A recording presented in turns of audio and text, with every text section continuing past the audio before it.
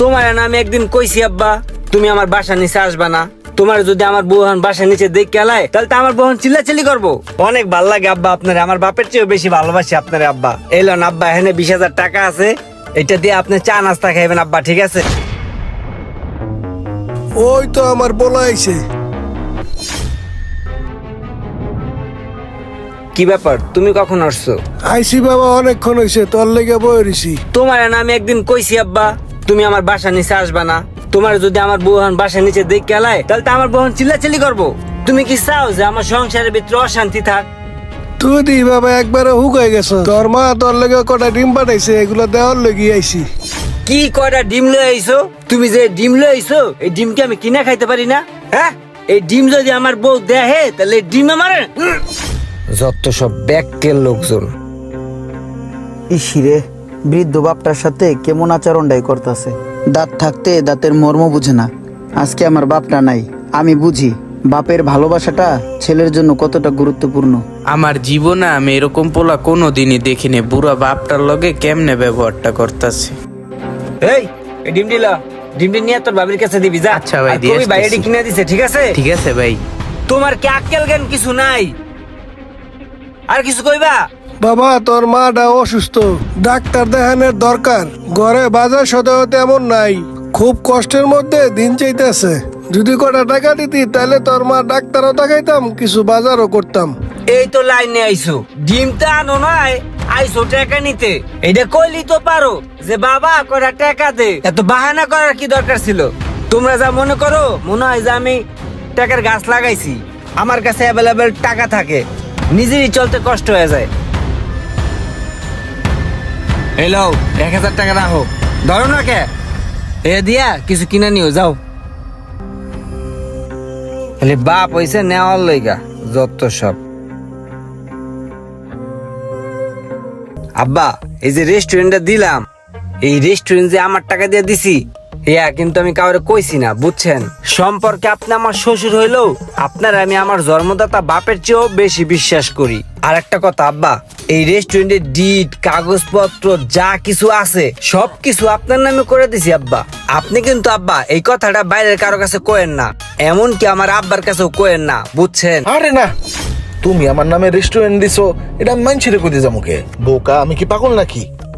আর জামাইয়ের গোপন কথা গোপন রাখাও একটা সবের কাম।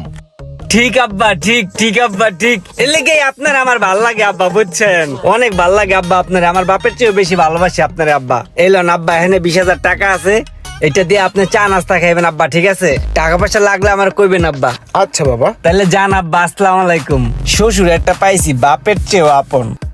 কাকা, আপনি বুড়া বসে রিক্সা চালাইতেছেন, আপনি পোলা যে একটা ভালো অবস্থানে আছে, ওই কি আপনি দেখতে পারে না? আপনি কি পোলা জন্ম দিচ্ছেন কন্ত কাকা? পোলাবান সুখে আছে, এটা দেখলেই বাপ মার ভালো লাগে।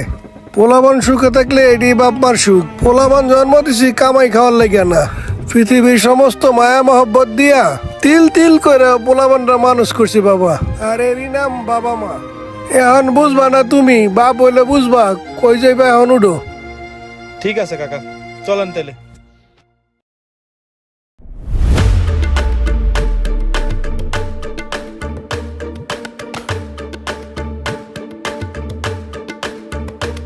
রোমানের কি অবস্থা এখন? ওনার অবস্থা তেমনটা ভালো না, ওনার রোগটা খুবই মারাত্মক, একটু ছোঁয়াচে টাইপের।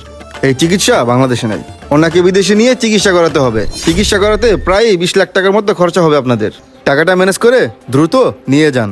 20 লাখ টাকা লাগবো? 20 লাখ টাকা কে দিব? আর তাছাড়া সোয়াশো এই রোগ, ওর কাছে তো আমার মাইয়াই রাখবো না। ওর লোক আমার মাইয়া থাকলে মাইয়ার এই রোগ হয়ে যাবো। ঠিক আছে চলেন, পরে দেখতেছি।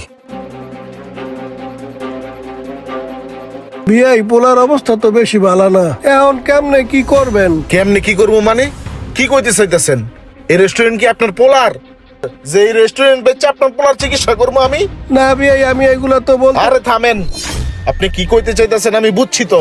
ঠোঁট দেখলেই বক্সে নিয়ে আমি, বুঝছেন? আপনার পোলার চিকিৎসা করবো তো দূরের কথা, আপনার পোলার কাছে আমার মাইয়াই রাখবো না। কি এক রোগ হয়েছে সোয়াশুই, পরে তো এইসব রোগ আমার মাইয়ার ভিত্তি যাইবো।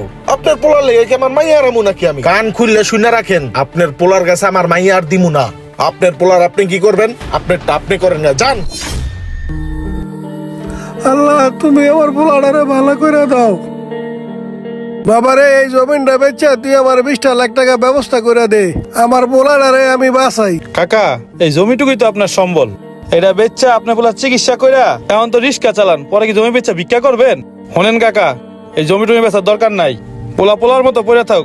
যে পোলা আপনি লিয়ে চিন্তা করেন, আপনি তো লিয়ে চিন্তা করেন কে? বাবারে এই পোলা ছাড়া আমার আর কেউ নাই, কত কষ্ট করে এই পোলাটারে বড় করছি, এখন এই পোলার যদি কিছু হয়ে যায় এই জমিন দিয়ে আমি কি করবো? তুমি এই জমিনটা বেচার একটু ব্যবস্থা করে দাও বাবা। আচ্ছা কাকা ঠিক আছে, আপনি আর টেনশন করেন না, আপনার জায়গাটা আমি বেচার ব্যবস্থা করে দিচ্ছি, আপনি টেনশন করেন না। হ্যাঁ কাকা, আল্লাহ একটু জমিয়েছিল এইটাও বেচে দিছি, এখন দুনিয়াতে আমার আর কেউ নাই এই পোলা ছাড়া। আল্লাহ তুমি আমার পোলাটারে ভালো করে দাও।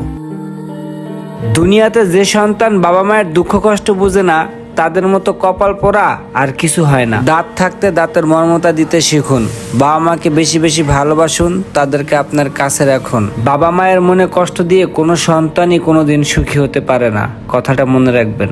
ভিডিওটি ভালো লাগলে একটা শেয়ার দিয়ে দিবেন। Thank you.